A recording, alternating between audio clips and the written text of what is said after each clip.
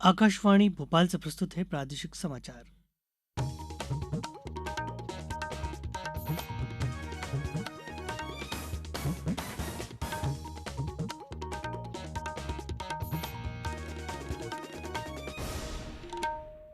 नमस्कार, समाचारों के साथ मैं रत्नेश सोनी। सबसे पहले मुख्य समाचार। प्रदेश में राष्ट्रीय पल्स पोलियो अभियान की हुई शुरुआत। अगले 2 दिन घर घर जाकर पिलाई जाएगी पोलियो की दवा। मध्यप्रदेश लोक सेवा आयोग की प्रारंभिक परीक्षा का जिला मुख्यालयों पर हुआ आयोजन। 18वीं लोकसभा का पहला सत्र कल से होगा शुरू। और प्रदेश में मानसून छाया, कई जिलों में भारी वर्षा के लिए ऑरेंज अलर्ट। अब समाचार विस्तार से। प्रदेश में आज से राष्ट्रीय पल्स पोलियो अभियान की शुरुआत हुई। इस बार प्रदेश में लगभग 1 करोड़ 11 लाख बच्चों को पोलियो की दवा पिलाने का लक्ष्य तय किया गया है। आज उप मुख्यमंत्री राजेंद्र शुक्ल ने भोपाल के जयप्रकाश चिकित्सालय परिसर में पोलियो ड्रॉप पिलाकर अभियान का शुभारंभ किया।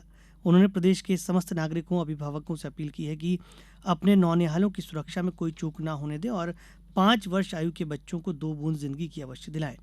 अभियान के दूसरे एवं तीसरे दिन 27,271 टीमों द्वारा 1 करोड़ 28 लाख घरों का भ्रमण कर बच्चों को पोलियो की खुराक दी जाएगी।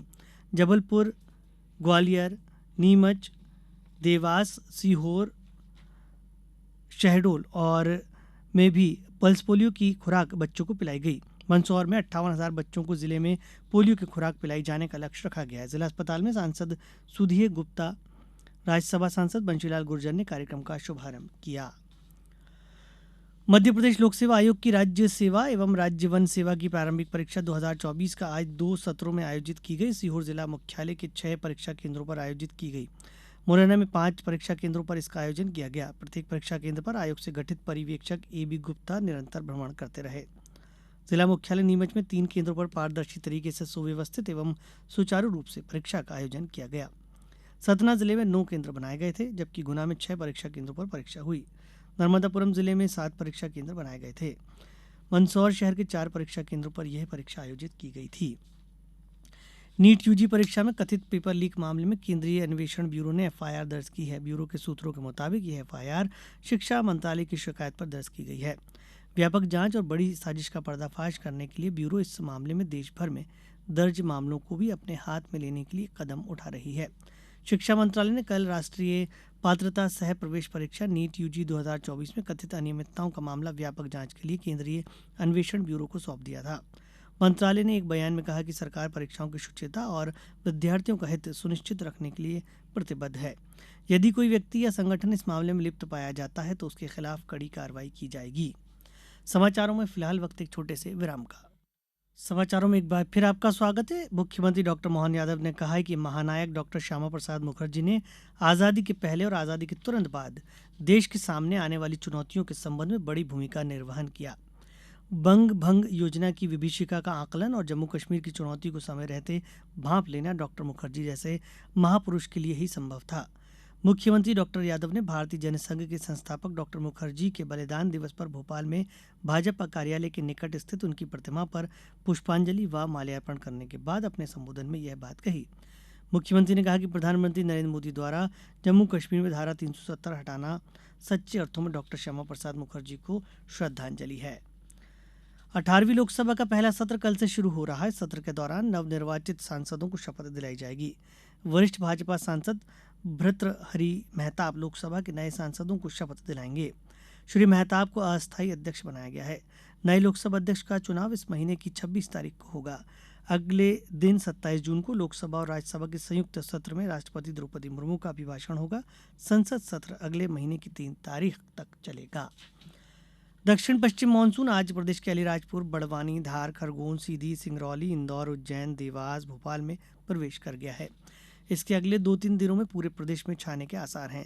मौसम विभाग ने बैतूल, खरगोन, बड़वानी, अलीराजपुर, छिंदवाड़ा, सिवनी, बालाघाट और पांडुर्ना जिलों में भारी वर्षा का ऑरेंज अलर्ट जारी किया है। इसके अलावा 47 जिलों के लिए बारिश का येलो अलर्ट जारी किया गया है।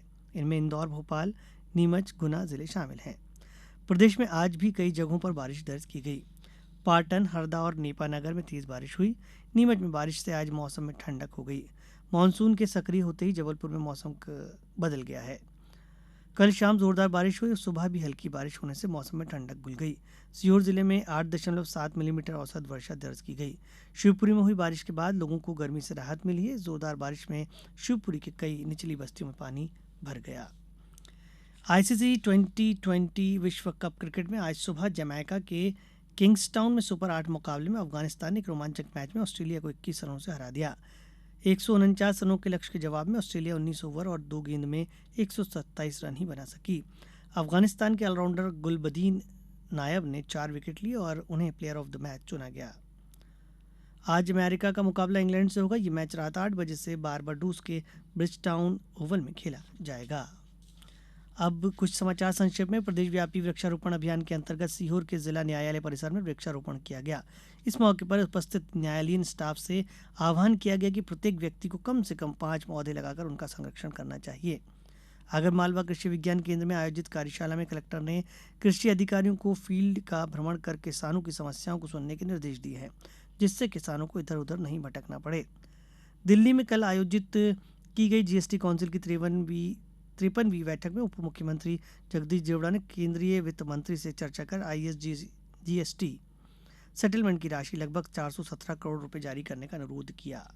अंत में मुख्य समाचार एक बार फिर। प्रदेश में राष्ट्रीय पल्स पोलियो अभियान की हुई शुरुआत। अगले 2 दिन घर घर जाकर पिलाई जाएगी पोलियो की दवा। मध्यप्रदेश लोक सेवा आयोग की प्रारंभिक परीक्षा का जिला मुख्यालयों पर हुआ आयोजन। 18वीं लोकसभा का पहला सत्र कल से होगा शुरू। और प्रदेश में मानसून छाया, कई जिलों में भारी वर्षा के लिए ऑरेंज अलर्ट। इस बुलेटिन में बस इतना ही। नमस्कार।